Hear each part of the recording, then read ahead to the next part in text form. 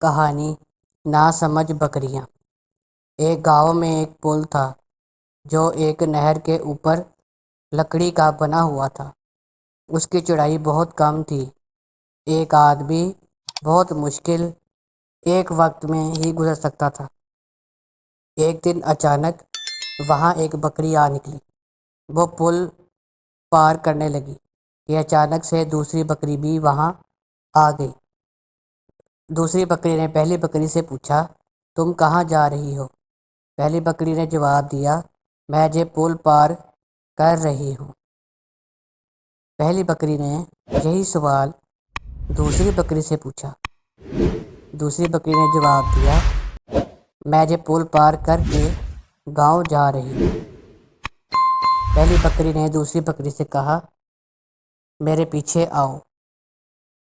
دوسری بکری نے پہلی بکری سے کہا، نہیں، تم میرے پیچھے آؤ۔ میں کرتے کرتے دونوں کی آپس میں لڑائی ہو گئی اور وہ نہر میں جا گری۔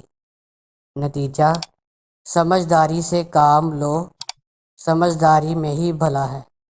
اگر سمجھ سے کام نہیں لو گے تو اس کا انجام ایسا ہی ہوگا۔